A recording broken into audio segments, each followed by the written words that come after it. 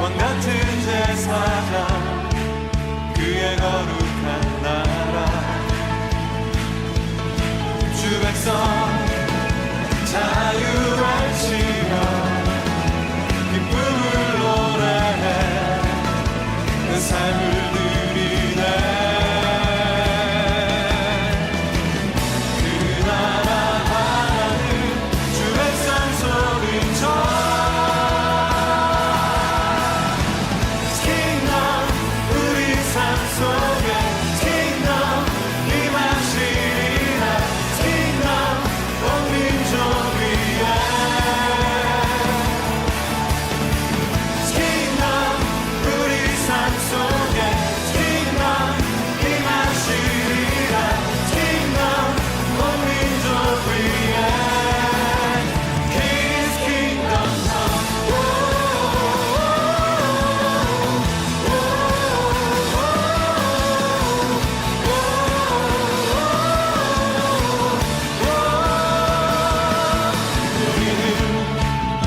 택하신 족속 왕같은 제사장 그의 거룩한 나라 주 백성 자유할지며 기쁨을 노래해 내 삶을 드리네 그 나라 하나님 주 백성 소리쳐 Kingdom 우리 삶 속에 Kingdom 임하시리라 Kingdom 온 민족 위에 Kingdom 우리 삶 속에 Kingdom 임하시리라 Kingdom 온 민족 위에 박수 치면서 짠네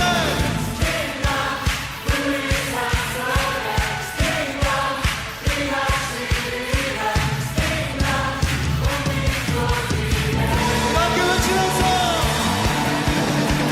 Kingdom 우리 삶 속에 Kingdom 임하시리라 Kingdom 온 민족 위에 Kingdom 우리 삶 속에 Kingdom 임하시리라 Kingdom 온 민족 위에 His Kingdom come His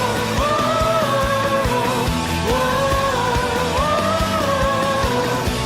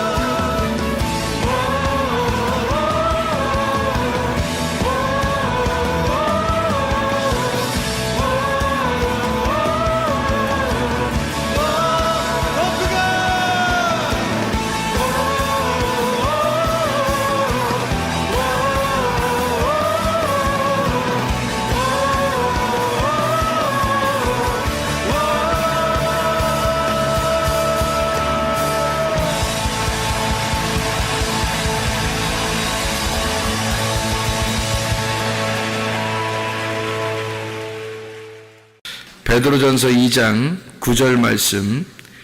그러나 너희는 택하신 족속이요 왕같은 제사장들이요 거룩한 나라요 그의 소유가 된 백성이니 이는 너희를 어두운 데서 불러내어 그의 기이한 빛에 들어가게 하시니에 아름다운 덕을 선포하게 하려 하심이라. 아멘. 우리는 성경 공부를 통해서 두 감람나무가 무엇인지 또 두 등잔대가 무엇인지를 우리가 같이 배웠습니다. 이 두 개가 사실은 하나다라는 것을 우리가 좀 알게 되면 성경이 두 개로 나누어져 있는데 이게 하나다라는 것을 우리가 알게 되면 성경이 좀 많이 좀 이해가 되죠. 이 말씀이 바로 뭐냐면 왕 같은 제사장이에요. 그러니까 왕하고 제사장하고 둘이 나누어서 백성들을 이끄는 게 왕하고 제사장하고 백성을 이끄는 그 나라는 그게 나라. 왕하고 제사장이 있어야 한 나라가 되는데 그런데 왕하고 제사장하고 이 두 개가 합해져서 이게 한 나라를 이루는 거예요. 그러니까 이거를 말씀을 잘 이해하면 성경이 두 가지로 다 나누어져 있는데 이게 하나로 되어 있다라고 하는 것을 우리가 알 수가 있어요.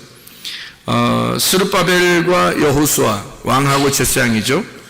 이 스가랴 3장하고 4장하고 그리고 학개서 1장하고 학개서 2장하고 우리가 보면 스룹바벨하고 여호수아가 왕이고 대제사장이었다라는 것을 우리가 알 수가 있죠. 두 감람나무 두 등잔대라고 하는 게 요한계시록 11장 4절에 나와 있는 그런 말씀이에요. 두 감람나무 두 등잔대, 이게 요한계시록 11장 4절에 있는 말씀. 뭐를 의미하는 거냐면 왕하고 제사장, 다시 말하면 스룹바벨과 대제사장 여호수아를 의미하는 것이다. 이거 두 개를 합해서 왕 같은 제사장이다. 이제 왕 같은이란 말은 왕 같은 제사장이다 이 말이에요. 왕이면서 제사장이다 이 말이에요. 왕이면서 제사장이다. 이거를 이제 두 개를 합해서 좌우의 날선 검이다. 히브리서 4장 12절 말씀, 날선 검이 있는데 이게 두 개로 다 나누어서 이 두 개를 하나의 말씀으로 만들어낸다 라고 하는 것을 우리가 이해할 수가 있습니다. 창세기 2장하고 3장에 보면 선악과 나무하고 생명나무가 있어요. 이 두 개가 아니라 원래 하나인데 이 선악과 나무하고 생명나무하고 이렇게 나누어서 우리에게 설명해 주고 있는 것이다 라고 하는 것을 우리가 알 수 있고, 민수기 21장에는 어떻게 되어 있냐면 불뱀과 놋뱀에 대한 이야기가 나와요. 그러니까 불뱀이 어떤 거예요? 불뱀이? 불이 있는 뱀이죠. 불이 있는 뱀. 불이 있는 뱀이면 죽이는 뱀이에요. 죽이는 뱀인데 이 죽이는 뱀이 왜 나타날까? 그러니까 이 죽이는 뱀하고 놋뱀하고 있어요. 그러면 죽이는 뱀이 먼저 나와서 먼저 물어 죽이고 그 다음에 놋뱀이 나와서 살리는 거거든. 그럼 불뱀이 뭐기 때문에 사람들을 죽이나요? 물어 죽이나요? 거룩하기 때문에 그런 거예요. 그러니까 성경은 하나님의 속성을 뭐라고 설명해 놓고 있다고? 하나는 거룩하고 하나는 사랑이 많다. 그러니까 거룩한 하나님을 만나면 다 죽는 거예요. 거룩한 하나님을 만나면 그게 뭐라고? 율법이라고. 사랑의 하나님을 만나면 다 사는 거예요. 그게 뭐예요? 복음이라고.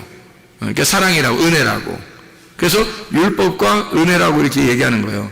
그러니까 구약과 신약이라고 얘기하는 거고 그 사이에 이제 십자가 예수님이 죽으신 거죠. 그래서 구약과 신약, 율법과 은혜, 율법과 진리의 말씀, 복음 이렇게 나누어져 있는 것은 바로 하나님의 속성을 설명하려고 하는 거죠. 거룩과 사랑. 거룩한 것도 하나님의 성품이고 사랑도 하나님의 성품이다. 이 두 가지가 같이 나와 있는 것이 불뱀으로 사람을 죽이고 놋뱀으로 사람을 살린다. 이렇게 되는 그런 말씀이죠. 쉽게 얘기해서 선악과와 생명나무를 우리가 이야기하면 많이 성경이 이해가 되는 그런 말씀이에요. 출애굽기 15장에 보면 우물이 있어요. 우물을 먹지 못하게 돼 있어요. 무슨 물이기 때문에 먹지 못해? 쓴 물이기 때문에 먹지 못해. 쓴 물이 어떻게 됐어요? 쓴 물이 어떻게 됐어? 나무를 던졌더니 단물로 변했어요. 쓴 독을 빨아들였더니 그 나머지 있는 물이 단물이 됐다는 얘기니까 쓴 물 속에는 단물이 있었던 거죠. 그렇죠? 쓴물 속에는 단물이 있었던 거야. 근데 쓴물만 빨아들이니까, 나무가 빨아들이니까 그 물이 달라진 거지. 그죠? 예, 달라진 거예요. 달라진 거. 예, 물이 달라졌어요. 쓴물에서 달아지는 물로 달라진 거예요. 그러니까 마라의 쓴물 그 자체 하나인데 여기에서 나무를 집어넣었더니 그 나무가 독을 빨아들여서 나머지가 단물이 되었더라. 이 말이에요. 그러니까 마라의 쓴물이 단물로 바뀌었다는 말은 똑같은 율법이 복음으로 바뀌었다는 얘기예요. 그러니까 성경을 율법으로 보면 우리를 죽이는 것이고 복음으로 보면 우리를 살리는 말씀이다. 성경책은 이렇게 하나인데 구약으로 따지면 구약의 말씀을 통해서 우리가 죄를 깨닫게 되는 거고 신약을 통해서 보면 우리에게 은혜를 베푸시는 주님을 깨닫게 된다. 이제 그런 이야기처럼 성경이 하나인데 마라의 쓴물과 같은데 여기서 쓴 독을 빼버리면 단물이 된다는 얘기죠. 그렇죠? 마라의 쓴물에서 단물이 된다. 그런 얘기예요. 창세기에 보면 아브라함을 부른 장면이 나와요. 몇 장에 나오지? 창세기 12장에 아브라함을 불렀어요.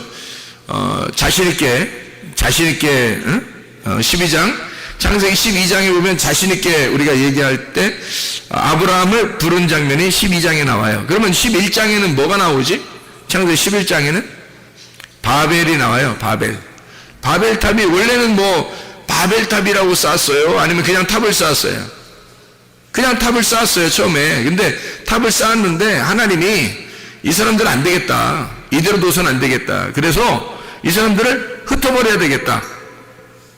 그렇죠? 흩어버려야 되겠다. 그래서 바벨이라고 그렇게 말한 거예요.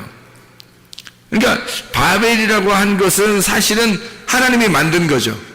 바벨이라는 건. 하나님 만든 거예요. 그러니까 사람들이 우리 바벨하자 이런 게 아니라 우리 바벨해야지 그런 게 아니라 하나님이 바벨이야 이렇게 말한 거예요. 바벨한다. 그러니까 우리 바벨이에요? 바벨할 거야.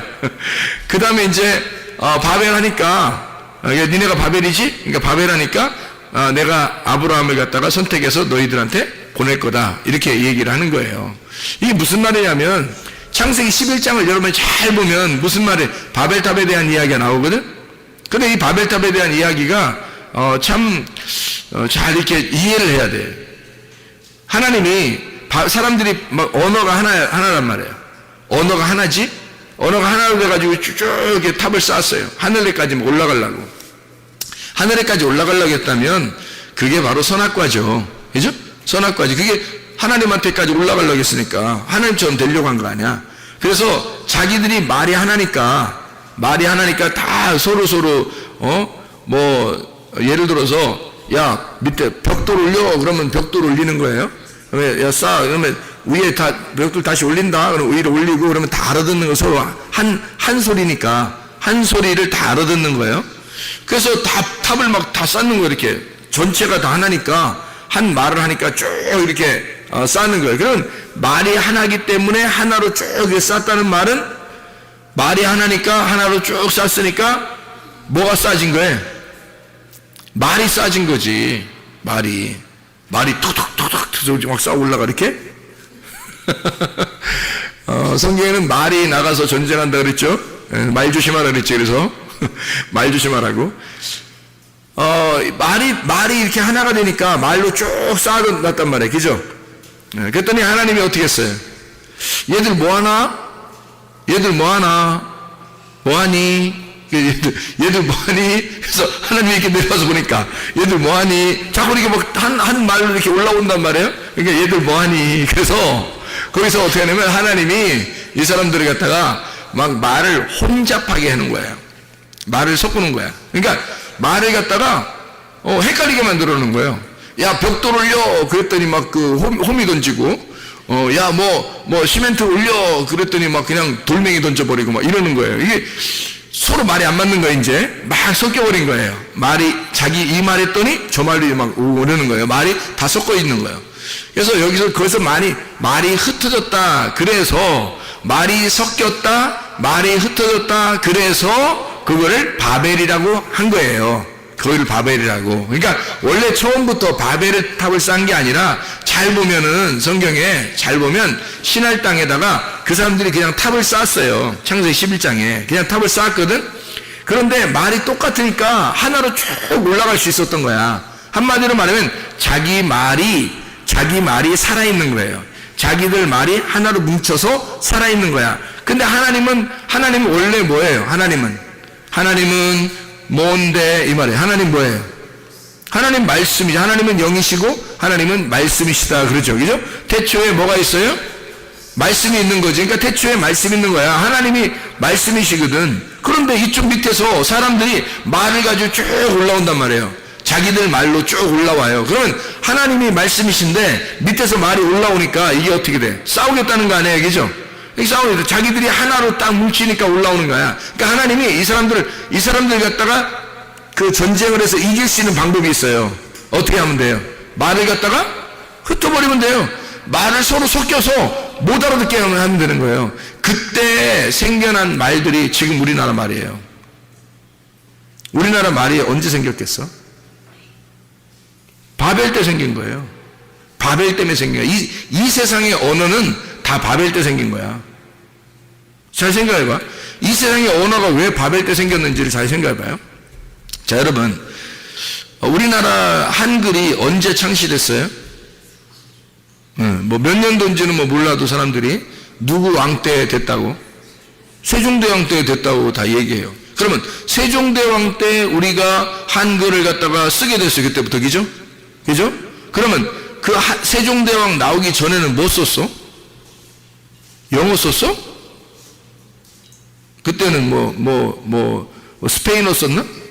아니, 세종대왕 나오기 전에는 우리가 뭐 무슨 스페인어 쓰고 뭐 유럽에 뭐 이렇게 독일 말을 쓰고 뭐 영어 쓰고 뭐 중국말 쓰고 막 이랬나요? 아니에요. 그때도 한국말을 썼어요. 그때도 우리들이 지금 쓰는 말을 쓴 거예요. 우리들끼리는. 우리들 말이 쓰는 사람들끼리 모인 거예요. 민족이. 그래서 민족을 뭘로 구성하는지 알아요? 민족을 뭘로 나누는지 알아요? 언어로 나눕니다. 그러니까 여러분, 그 다른 나라 사람이 한국에 와서 시민권을 받으려고 그러잖아요. 그러면 뭐 테스트 할까요? 언어 테스트 합니다. 언어 테스트. 그러니까 이 사람이 말을 잘 할 수 있는지 언어 시험을 보고 언어 테스트를 해요. 우리가 미국으로 간다면요, 미국의 언어를 테스트해요. 그죠? 언어 테스트하고 그다음에 역사를 배우게 하고 미국의 역사를 그럽니다. 그래야지 거기서 시민권을 줘요. 뭐 때문에 그래? 자기 나라 민족이 되려면, 자기 나라 시민이 되려면 언어가 통해야 된다는 거죠. 언어가 통해야 자기 나라 사람이라는 거예요. 그러니까 언어가 통하면 그 나라 사람인 거예요, 여러분. 한국 사람이 미국에 이제 이민 가가지고 오랫동안 살아서 그 자녀가 나왔어요, 거기서. 그러면 거기 나라 사람이에요. 그럼 그 아이는 한국말을 잘할까요? 영어를 잘할까요? 영어를 더 잘하는 거예요, 그 아이는. 그래서 거기서 섞여서 살 수 있는 거예요. 만약에 이 아이가 태어날 때부터 자라날 때까지 한마디도 영어를 못한다. 그럼 거기 살기 불편할 거예요. 거기서 사는 건 불편하고, 한국말을 잘하니까 한국말 하는 사람들한테 오면 더 편한 거죠, 자기가 살기가. 그러니까 언어라고 하는 게, 여러분 여행을 하다 보면, 다른 나라에게 여행을 하다 보면 뭐 때문에 불편해요? 뭐 때문에? 언어 때문에 불편해요. 다른 건 별로 불편한 게 없어요. 언어만 통하면 다 다닐 수 있어요. 언어만 통하면. 그렇죠? 근데 언어가 안 통하면 외국에 여행을 가면 가장 불편한 게 언어예요. 그래서 언어 잘하는 사람이 통역해주고 옆에서 가면 막 가이드 해주면 따라다니면서 그냥 재밌고 그러죠? 그것도 2배 재밌는 게 아니고 반 정도밖에 재미를 못 느껴요. 왜냐면 자기가 언어를 하면서 다니면 훨씬 재밌죠. 근데 자기가 언어를 못하니까 통역하는 사람 뒤에 따라다녀야 되니까. 그러니까 그렇게 재미를 반 정도밖에 못 느끼는 거죠. 언어입니다. 언어를 통해서 민족이 나누어지는 거예요. 바벨 때 언어가 싹 흩어서 세 개로. 그러니까 자기들끼리 하나 뭉쳐 살았었는데, 언어가 다 똑같았었는데 언어가 싹 흩어지니까 이제 언어가 통하는 사람들끼리 모이기 시작한 거예요. 자기들끼리 모여서 움직인 겁니다. 뭐 동쪽으로 움직이고 서쪽으로 움직이고 북쪽으로 움직이고 뭐 남쪽으로 움직인 거예요. 그래서 그 사람들끼리 모여서 사는 것이 민족이 된 것입니다. 지금의 민족들. 언어가 흩어졌다 이 말이에요. 그래서 사람이 성공하려면 지금 뭐 해야 된다 그래요?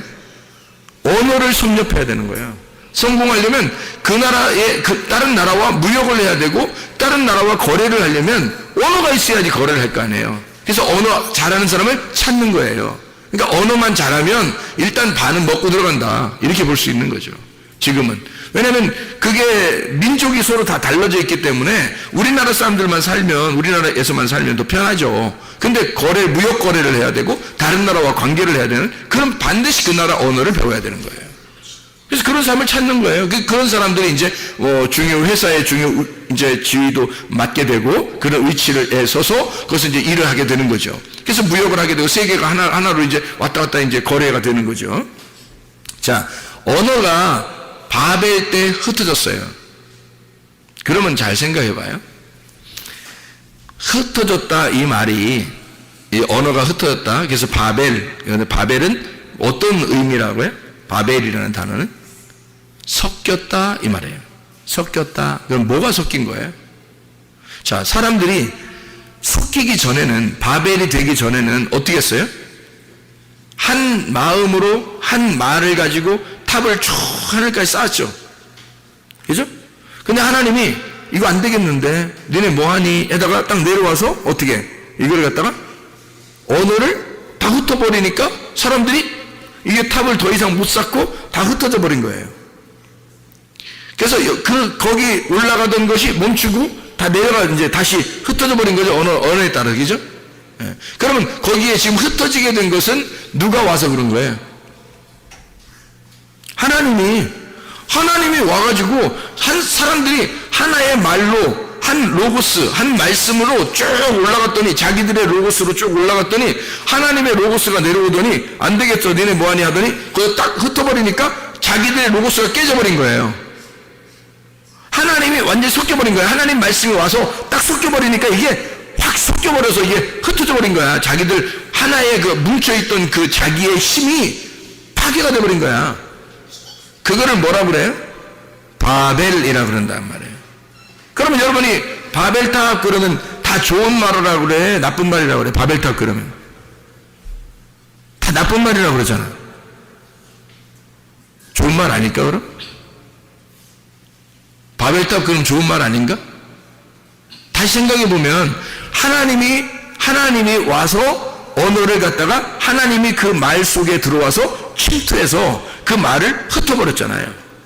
그러면 그 말에 사람들의 로고스만 있는 데에다가 하나님의 말씀이 와서 이걸 섞여버린 거예요. 원래 섞이지 않으면 어떻게 돼? 사람들이 끝없이 하늘나라로 자꾸 탑을 쌓는단 말이야. 그게 선악과거든. 근데 그거를 갖다가 흩어내려 하나님의 말씀이 와서 이거를 사람들의 로고스를 깨뜨려버리는 그것이 바벨이라는 거죠. 그렇죠? 그러니까 하나님의 말씀이 섞여버린 거예요. 그래서 이 사람들이 자기들 색깔이 없어져 버리는 거야. 자기들만의 색깔이 있어서 쭉 올라갔는데 자기들이 깨져버린 거예요. 그래서 흩어졌거든, 언어들끼리 나눠서. 그러면 그 바벨이라는 말은 사실 어떻게 보면 어떻게 좋은 말이잖아. 하나님이 와서 깨뜨려버린 거니까. 생각해보세요. 사람들이 세우던 것이 나쁜 거죠. 사람들이 세우는 게 나쁜 거고 하나님이 와가지고 섞여버리면 그게 오히려 어떤 면에서는 좋은 거죠. 그렇죠? 자, 그러면 이제 바벨이 돼서 이게 섞여서 하나님의 말씀이 섞여가지고 막 흩어져 있거든? 그래서 이게 진짜가 뭔지 모르겠는 거야. 진짜가 뭔지 모를 때는 진짜가 진짜를 찾는 거예요. 진짜가 뭔지 모를 때는. 그러니까 다 섞여가지고 싹 흩어졌잖아. 그러니까 그 중에서 하나님이 진짜잖아. 하나님이 진짜니까 진짜 말씀이잖아요. 진짜 말씀이 자기 말씀을 찾는 거예요. 그게 창세기 12장의 아브라함인 거야. 그러니까 바벨이 창세기 11장에 나오고 12장에는 자기 사람을 찾는 거예요. 아브라함을, 자기 사람을 찾아서 가나안 땅으로 집어넣는 거죠. 이해가 되겠죠? 땅에다가 주인을 바꿔놓는 거예요. 그러니까 원래 가나안 땅이 자기들 주인이 있었는데 가나안 땅에 주인을 없애버리고 새로운 주인을 갖다 그 가나안 땅으로 집어넣는 거예요. 그게 아브라함이라고. 그러니까 땅은 가나안 땅은 원래 죄가 없잖아. 땅은 죄가 없어요. 땅이 뭐냐면 내 마음이야. 내 마음엔 죄가 없는데 내 마음 안에 나라는 주인이 여기에서 주인 노릇을 하고 있었단 말이야. 그랬더니 하나님이 나라는 주인을 쫓아내고 함 자손 가나안이라는 이름을 저주해버리고 나라는 이름을 저주해버리고 야곱이라는 이름을 밀어내고 여기다가 이스라엘의 이름을 심는 거야. 그래서 아브라함이라고 하는 사람을 갖다가 여기다가 사명을 줘서 아브라함을 가나안 땅에 멜기세덱으로 집어넣어버리는 거예요. 아브라함을. 그러면 생각해요. 멜기세덱이 뭐 하는 사람이에요? 제사장이잖아. 하늘나라의 왕이면서 제사장이거든요. 그게 멜기세덱이야. 그러면 아브라함이 가나안 땅에 들어간다는 것은 뭐하러 들어가는 거예요? 왕이면서 제사장으로 들어가는 거야. 왕이면서 제사장으로 들어가는데 거기에 네가 왕이면서 제사장으로 들어간다라는 걸 알려주러 온 사람이 있어요. 아브라함이 부른 게 아니고, 아브라함이 부른 게 아니야. 창세기 14장에 멜기세덱이 나타날 때 아브라함이 부른 게 아니에요. 멜기세덱이 찾아온 거예요. 왜 찾아온 거야? 너는 왕이면서 제사장이다. 그걸 알려주려고 온 거예요. 그러니까 아브라함은 자기가 왕이면서 제사장인지 몰랐는데 메기세덱이 와서 네가 왕이면서 제사장이라는 그 사명을 가지고 이 땅에 온 자야. 너 그 사명 잃지 말아라. 너는 왕이면서 또한 이 땅에 대한 제사장의 역할을 해야 된다 라고 하는 것을 메기세덱이 알려주고 간 거예요. 그날. 그래서 창세기 14장이 나와 있는 겁니다. 이게 이제 아브라함의 사명인 거죠. 아브라함이 어떤 사명을 가진 거라고요? 왕이면서 제사장인 사명을 가졌다고. 지금 우리로 말하면 어떤 거예요?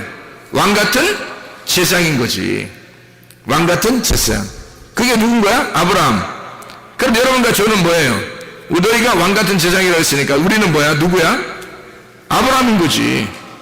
우리가 아브라함인 거예요. 그러면 아브라함의 하나님, 이삭의 하나님, 야곱의 하나님이 바로 우리의 하나님, 나의 하나님이 돼야 되니까 나의 하나님은 아브라함의 하나님이니까 나의 하나님이 되는 거죠. 내가 아브라함이 되니까 왕 같은 제사장이 돼야 되니까 그럼 나의 하나님이 된다는 거지. 그래서 이게 지금 이 두 가지를 왜 나누어서 한 백성을 만들어 가지고 한 나라를 만들어, 이게 왕과 제사장이 있으면 한 나라가 되는 거거든. 그래서 나라를 만들어서 왜 지금 여기 성경은 이렇게 두 가지로 나누어서 우리에게 설명을 하냐면 왼쪽에서 오른쪽으로 옮기는 얘기를 하는 거죠. 왕이 제사장 되는 역사. 그래서 왕 같은 제사장, 이런 얘기를 하는 거예요. 그걸 성경에서 두 가지를 해서 여기 한 나라, 바로 다시 말하면 나를 설명하려고 하는 거예요. 이게 어디에서 설명이 이제 완성이 될까? 예수의 십자가. 예수의 십자가로 이것이 합해지는 거예요. 왕 같은 제사장이 예수의 십자가로 합해지면서 그게 하나가 되는 거야. 그러면 부활의 예수님이 뭘로 나타나서 하나가 되는 거겠어요? 뭘로? 지금의 뭘로 나타나서? 교회로 나타나서. 지금의 교회가 그러니까 왕 같은 제사장인 거지. 왕 같은 제사장이 십자가를 통해서 완성한 것이 바로 교회예요. 그래서 십자가를 지시기 전에는 교회가 안 나타나는 거예요. 십자가 지시 전에는 그냥 사람들이 모여 있었던 걸 그냥 교회라고 그렇게 부른 거지, 진짜로 예수님이 내가 내 교회를 세울 것이다 라고 하는 건 내가 십자가에 매달려 죽음으로써 우리의 내 교회를 세울 것이다 라고 하는 것을 선포하는 거예요. 그러면 예수님이 죽기 전까지는 진짜 교회는 나타나지 않았던 거지. 진짜 교회는 그리스도의 몸이 돼야 되는 거거든. 왕 같은 제사장이 되는 사람들, 다시 말하면 왕이면서 제사장인 그리스도가 들어와 있는 사람, 하나님의 성령, 진리의 말씀이 그 안에 들어와 있는 사람, 하나님 안에서 왕 같은 제사장이 된 사람들, 그게 교회가 되는 거니까 그 교회는 예수가 십자가를 지시고 난 다음에 이루어져야 된다는 거죠. 여러분 속에 그리스도의 십자가가 이루어지면, 예수와 함께 죽고 예수와 함께 부활하게 되면 여러분은 참된 교회가 되는 것입니다. 하나님의 성령 안에서 우리가 교회가 된다는 얘기예요. 그러면 완성이란 말이에요. 교회가 되면 그게 하늘나라의 새 예루살렘을 이루는 땅의 교회라는 거지. 그러니까 이것은 하나님 나라라는 거예요. 땅의 하나님 나라. 이게 교회니까 내가 왕같은 제사장이 된다는 것은 땅의 교회가 된다는 얘기고, 땅의 교회가 된다는 얘기는 하나님 나라가 된다는 얘기예요. 그러니까 하나님 나라가 이 땅에 이루어진 거죠. 하나님의 뜻이 이 땅에 이루어진 거지. 그게 교회예요. 이건 누가 이루는 거예요? 성령님이. 반드시 예수 그리스도가 죽고 하나님의 영, 예수의 그 영이 와야지만이 가능한 거라는 거지. 그래서 그 성령이 와서 이것을 이루는 것입니다. 이걸 증명해내는 거예요. 하나님 아버지와 아들이 그거를 만들어내는 거예요. 왜냐하면 아들은 이 땅에 내려올 때 뭘로 내려왔겠어요? 제사장으로 내려온 거죠. 왕은요, 왕하고 항상 제사장이 같이 나와야 되니까 왕은 누구겠어요? 하나님이신 거고, 하나님이 왕인데 이 땅에 예수가 내려온 것은 제사장으로 내려온 거라니까. 제사장이 뭐 하는 거예요? 화평케 하는 거죠. 사람들을 하나님하고 연결시키는 사람이란 말이에요. 그게 제사장이라는 거죠. 그러니까 예수 그리스도가 이 땅에 오신 것은 막 왕처럼 군림하려고 온 게 아니에요. 제사장처럼 자기가 중간에서 하나님과 사람을 연결시켜 주러 온 거란 말이에요. 그게 제사장이라는 거지. 하나님 아버지가 왕이시고 자기는 제사장. 그러면 왕과 제사장이 뭐 해야 돼요? 반드시 두 증인이 돼야 된다는 거지. 이거를 두 감람나무라 그러는 거예요. 스룹바벨과 대제사장 여호수아, 그리고 모세와 아론, 이런 사람들이 이제 두 개, 왕과 제사장을 연결시켜주는, 이것이 신약에서 이루어진 것이 교회, 왕 같은 제사장, 이 두 개가 하나가 되었다. 말씀이 하나가 되었다. 이 교회가 너희 안에서, 성령 안에서 이루어졌다. 교회가 성령님 안에서 이루어졌다, 완성됐다. 그런 말씀을 해주고 있는 그런 말입니다. 그러니까 성경을 우리가 좀 더 찾아보면 이런 말씀이죠. 누가복음 10장 22절을 우리 한번 보겠습니다. 누가복음 10장 22절 말씀을 10장 22절 말씀 보면 이렇게 되어 있죠. 내 아버지께서 모든 것을 내게 주셨으니 아버지 외에는 아들이 누구인지 아는 자가 없고 아들과 또 아들의 소원대로 계시를 받는 자 외에는 아버지가 누구인지 아는 자가 없나이다. 뭐예요? 아버지와 아들만 서로 관계를 안다는 거예요.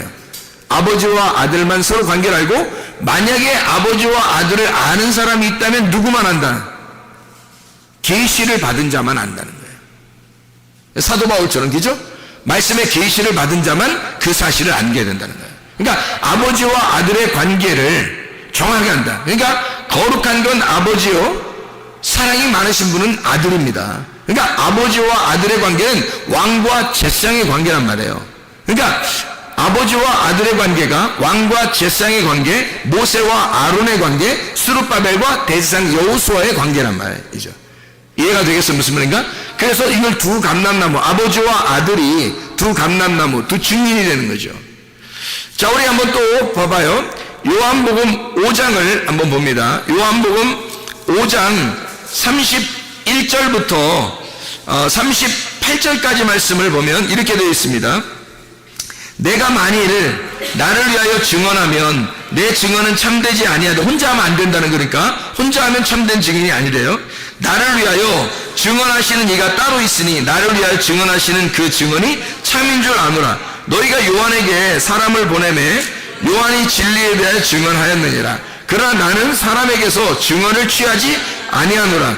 다만 이 말을 하는 것은 너희로 구원을 받게 하려 함이니라. 요한은 켜서 비추이는 등불이라. 너희가 한때 그 빛에 즐거이 있기를 원하였거니와 내게는 요한의 증거보다 더 큰 증거가 있으니 아버지께서 내게 주사 이루게 하시는 역사, 곧 내가 하는 그 역사가 아버지께서 나를 보내신 것을 나를 위하여 증언하는 것이요 또 나를 보내신 아버지께서 친히 나를 위하여 증언하셨느니라. 너희는 아무 때에도 그 음성을 듣지 못하였고 그 형상을 보지 못하였으며 그 말씀이 너희 속에 거하지 아니하니 이는 그가 보내신 이를 믿지 아니함이라. 너희가 안 믿으니까 너희는 모를 거야.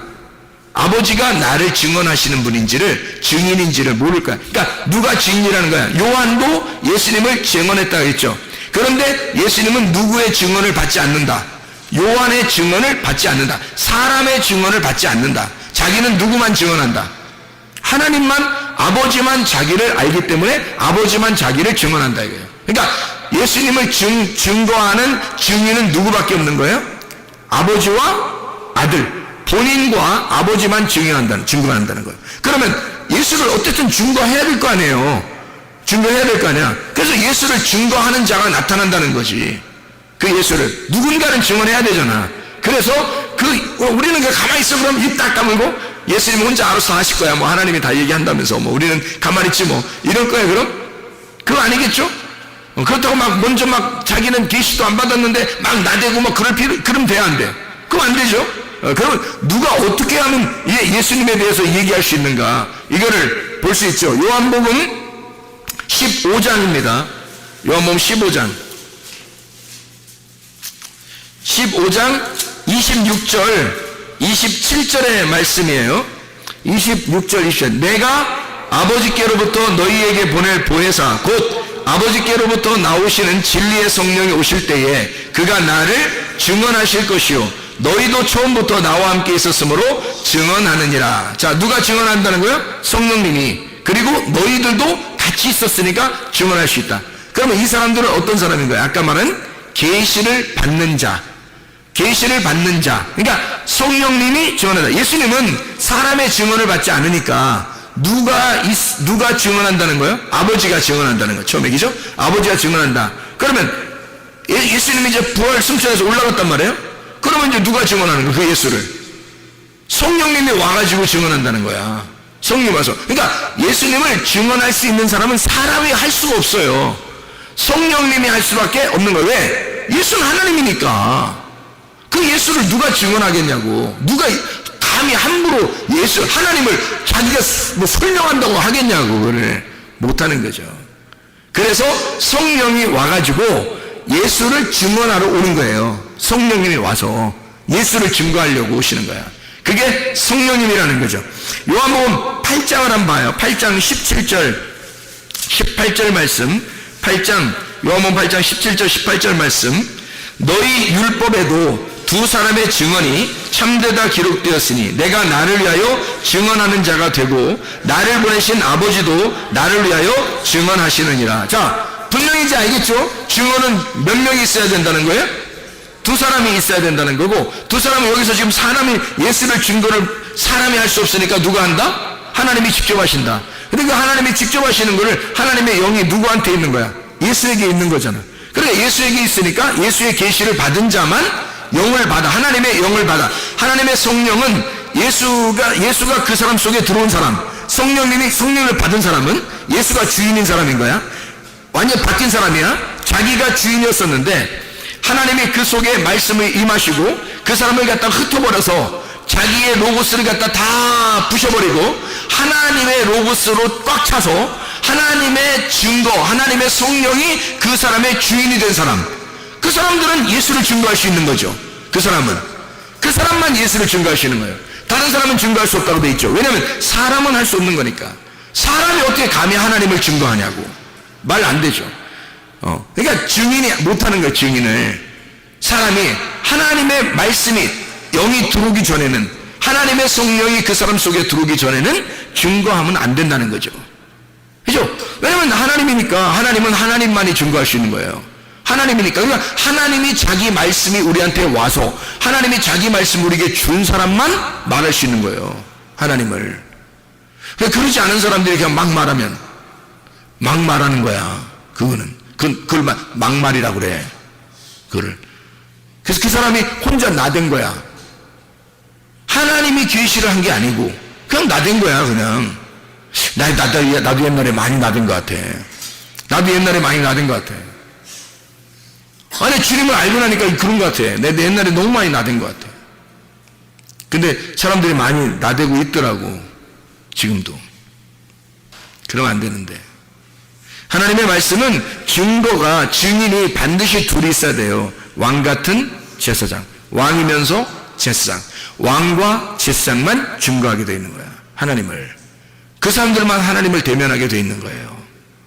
그게 이제 성경인 거죠. 그래서 왕이신 하나님이 제사장인 아들로 와서 이 땅의 사람들을 구원하는 거예요. 그래서 왕 같은 제사장이 되게 만드는 거야.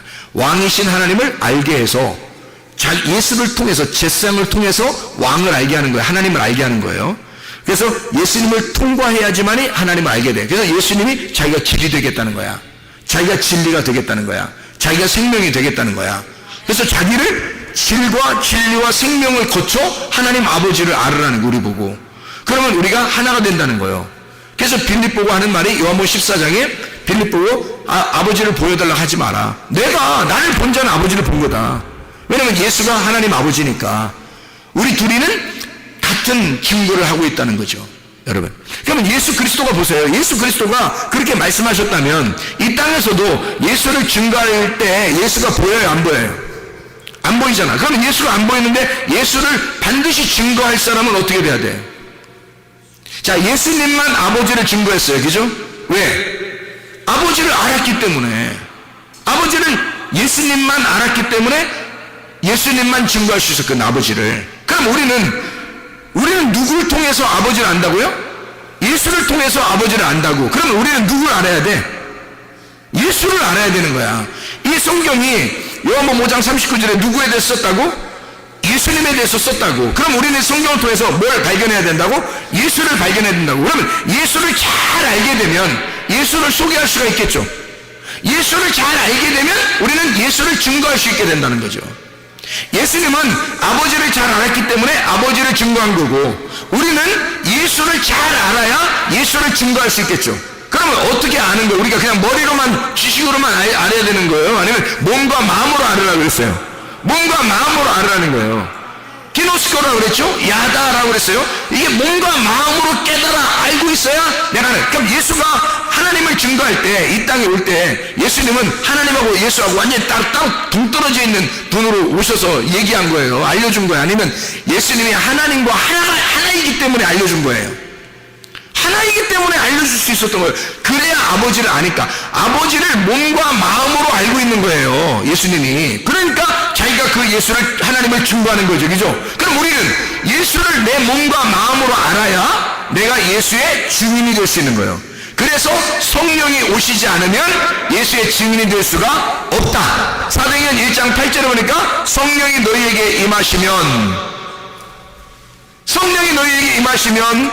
권능을 받고 예루살렘과 온 유대와 사마리아 땅까지 내 증인이 될 것이다, 그렇게 말하잖아요. 그러니까 이 증인이라는 건 그냥 되는 게 아닌 거죠. 뭐가 와야 돼요? 성령이, 진리의 성령이 우리 안에 임하셔야, 생기가 우리 안에 불어넣어져야, 하나님 말씀이 육신을 입어야, 나라는 육신 안에 하나님 말씀이 와서 나를 입어버려야, 그래야 나를 통하여 예수 그리스도를 증거할 수가 있다는 거죠.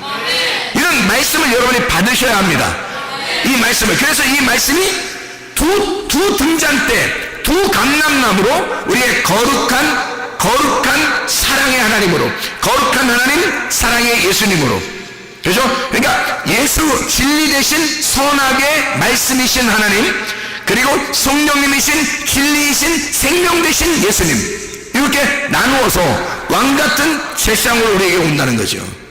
이런 왕같은 제상을 이제 알겠죠? 이 두 가지가 나누어져서 왕이면서 제상으로, 이것을 알려주러 오신 분이 아브라함에게 누구? 멜기세덱이 와서 왕같은 제상이 온 거예요. 멜기세덱은 왕이면서, 평화의 왕이면서 하늘나라의 제사장으로 이 땅에 내려와 아브라함에게 그 사명을 가르쳐준 사람이에요. 창세기 14장에 일부러 내려온 거예요. 일부러 내려온 거예요. 뭐 하고 온 사람을 갖다가 일부러 내려서 언제 내려왔어요? 창세기 14장에 무슨 일이 벌어졌었어요? 아브라함이 전쟁을 해서 승리를 한 거거든. 전쟁을 해서 승리했더니 그때 멜기세덱이 찾아온 거야. 그래서 왕이면서 제사장이 와서 자기를 잘 소개한 거죠.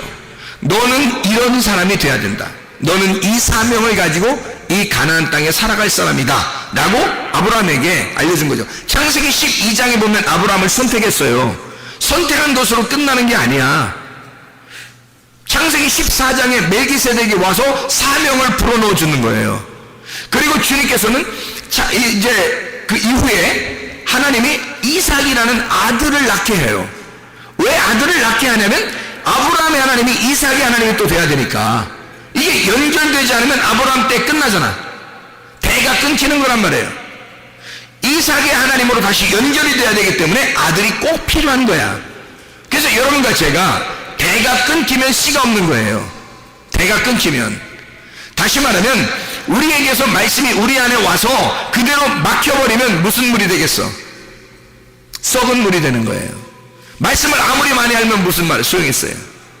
내 속에서 말씀이, 내가 하나님에게 말씀을 받아서 말씀을 알았어요. 말씀이 육신 안에 거해서 왔단 말이에요. 그러면 이 말씀이 다시 흘러가도록 해야 살아있는 물이 되는 거예요. 흘러가는 것을 뭐라고 하면 열매를 맺는다. 씨를 갖게 한다. 열매, 아들을 낳게 한다. 말씀의 아들을 낳게 한다. 그래서 아브라함이 이삭이라는 아들을 낳고 이삭이라는 아들이 또 야곱이라는 손자를 낳아서 아브라함의 하나님, 이삭의 하나님, 야곱의 하나님이 돼서 이것을 이스라엘의 축복이라고 그렇게 말하는 거예요. 하나님의 축복이 계속해서 연결되어지는 사람들, 하나님의 축복의 사람들. 왜 제가 이런 이야기를 하느냐면 시편 23편 6절의 말씀을 우리 읽고 마치도록 하겠습니다.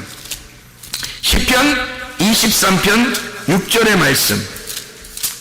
자, 우리가 잘 아는 말씀이 여호와는 나의 목자시니 내게 부족함이 없으리로다. 그가 나를 푸른 추자에 누이시며 쉴 만한 물가로 인도하신다. 그 말씀 있죠. 이게 시편 23편 6절의 말씀이니까 내 평생에 선하심과 인자하심이 반드시 나를 쫓아와 따르니 내가 여호와의 집에 영원히 살리로다 라고 되어 있습니다. 다시 말하면 정해진 하나님의 축복이 있다는 거예요. 하나님의 선하심과 하나님의 인자하심, 하나님의 그 사랑, 하나님의 선하심, 하나님의 그 사랑, 그게 정해진 축복이에요. 여러분, 우리가 지금 이렇게 살아가는 동안에는 예수가 죽으시고 부활하신 다음에 살아가는 사람들이에요. 그러면요, 하나님의 선하심과 하나님의 사랑하심이 우리에게 있어요, 없어요? 반드시 있는 거예요. 그것이 우리를 쫓아다닌다는 거지. 그러니까 하나님의 선하심과 하나님의 사랑이, 우리 어떤 면에서는 혹시 하나님이 날 사랑하지 않는 거 아닌가? 하나님이 날 버린 건 아닌가? 하나님이 나와 함께하고 있지 않는 건 아닌가? 이거 걱정을 하는 사람들이 있어요. 내가 이렇게 망나니 짓을 하니까, 내가 이렇게 부족하니까, 내가 이렇게 연약하니까, 내가 이렇게 형편없는 사람이니까 하나님이 나와 함께하지 않을 거야 라고 생각하는 사람도 있을 거란 말이에요. 근데 그럴까요? 하나님이 과연 그러실까? 그렇지 않아요. 하나님은 우리를 너무 사랑하셔요.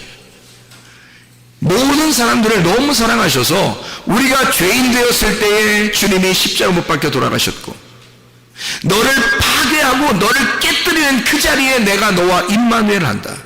내가 너와 함께 하는 거다.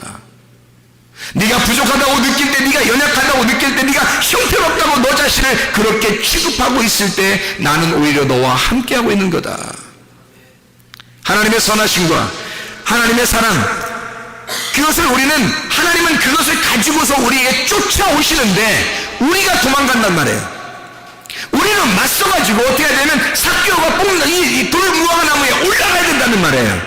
사마리아 여자가 야곱의 우물가에 막 찾아 나와야 된다는 얘기죠. 자기가 달려나가야 된다는 거야. 소경 마리메오가 주여 나를 불쌍히 여겨달라고 그렇게 고백하고 부르짖어야 된다는 거죠. 하나님의 사랑하심과 하나님의 선하심이 나를 쫓아와서 주고 싶어 하신 그 하나님의 마음이 있는데, 그러면 나는 그 하나님에게 맞서서 주님, 내가 당신에게 얼굴을 돌리지 아니하고 당신에게 다시 찾아갑니다. 그러면 주님 만나주신단 말입니다. 내가 당신을 찾아갑니다. 나의 열정을 보십시오. 나는 당신을 찾고 싶습니다. 난 당신을 만나고 싶어요. 난 당신을 사랑합니다. 주님은 어차피 우리를 사랑하시고 어차피 우리를 선하신 하나님인데 어떻게 우리를 그냥 외면하겠냐 이거야. 하나님은요, 돌아온 당자가 돌아오기를 기다리면서 문 밖에서 아버지가 계속 기다리는 것처럼 우리를 사랑하시는 분이에요. 돌아온 당자가 터벅터벅 한 걸음 한 걸음 그냥 오고 있을 때 아버지는 달려간단 말이에요, 빠르게. 왜? 아버지니까. 선하심과 인자하신 그 하나님이 우리를 왕같은 세상을 만들려고 자기가 이 성경책대로 그렇게 왕이며 세상으로 왔기 때문에, 하나님은 그 말씀이 정해진 그 말씀으로 오셨기 때문에 우리를 왕같은 세상으로 교회로 삼으려고, 그리스도의 몸된 교회로 삼으시려고, 하나님의 나라를 만들려고 주님은 우리에게 쫓아오신다는 거예요. 쫓아와서 달려와서 우리에게 자기의 선하심과 자기의 사랑하심을 우리에게 보여주려고 하는 거죠. 그렇게 쫓아와서 우리는요, 우리보다 누가 나를 더 사랑하냐면 하나님이 우리를 더 사랑하시는 거예요. 하나님의 그 사랑하심은 비교할 수가 없죠. 그 아버지의 사랑이라는 건 아들이 더 사랑하겠어요? 아버지가 더 사랑하겠어요? 아버지가 더 사랑하는 거예요. 아들이 아버지 사랑을 알 수가 없어요. 비교할 수가 없습니다. 아들은 그냥 아버지 집에 가면 내가 먹고 살지 않을까라고 온 거예요. 그렇게 내가 아버지, 내가 진리의 말씀을 듣고 싶습니다. 내게 말씀을 주십시오. 나 이렇게 살다가 죽겠습니다. 아버지가 돌아오고 있는데 아버지는 막 달려오는 거예요. 깜짝 놀래게. 아들이 깜짝 놀래게 막 깜짝이야 막 달려오니까 아버지가 막 들이대니까 아들이 얼마나 놀랬겠어요. 아버지가 그렇게 우리를 사랑하시는 거예요. 아버지는 계속 기다렸었던 거죠. 계속 기다렸었던 거예요. 우리를 사랑한다고 그 말하고 싶어서, 내가 너를 사랑한다고, 나는 너에게 선한 것으로 주고 싶다고, 나는 너에게 좋게 해주고 싶다고, 나는 너를 늘 기다리고 있었다고 그 말하고 싶어서 아버지는 기다리고 있었던 거죠. 여러분, 그런 하나님은 이 말씀이 정해진 이 말씀으로 우리에게 다가오십니다. 하나님은 말씀을 정해놓고 우리에게 찾아오신 거예요. 그러니 우리는 얼굴을 돌리지 말고, 외면하지 말고 하나님께 얼굴만 돌리면요, 하나님 앞에 우리가 그 얼굴만 맞대어 놓으면 하나님은 다 알아서 하십니다. 하나님의 선하심과 하나님의 사랑하심으로 우리를 갖다 쫓아와서 덮어주시는 거예요. 그 사랑을 해주시는 거예요. 왕같은 제상으로 만들어버리려고 우리 주님께서 그런 하나님이십니다. 우리의 믿음이, 우리의 열정이 예수의 걸음을 멈추시기를 바랍니다. 소경 바디메오처럼 주여 나를 불쌍히 여겨 주시옵소서. 그럼 우리 주님께서 기꺼이 우리에게 찾아오셔서 내가 너를 왕같은 제상으로 만들어 너를 여호와의 집에 영원히 거하도록, 내 하나님 나라의 집에 영원히 거하도록 만들겠다. 그렇게 우리 주님은 약속하시는 겁니다. 주님과 함께 동행하다가 주님 만나시기를 바랍니다. 우리 하나님 아버지 사랑과 은혜를 감사드립니다. 아버지, 왕같은 제상 되신 우리 주님이 우리를 왕같은 제상으로 만들어 이미 정해진 그 하나님의 스케줄, 이미 정해진 하나님의 선하심과 하나님의 인자하심이 우리를 종종 따라와서 우리가 여호와의 집에 영원히 거할 수 있도록 인도하시는 줄로 믿습니다. 주의 뜻대로 살다가 주님 만나게 도와주시옵소서. 예수 그리스도 존귀하시기를 받도록 기도 올리옵나이다. 아멘.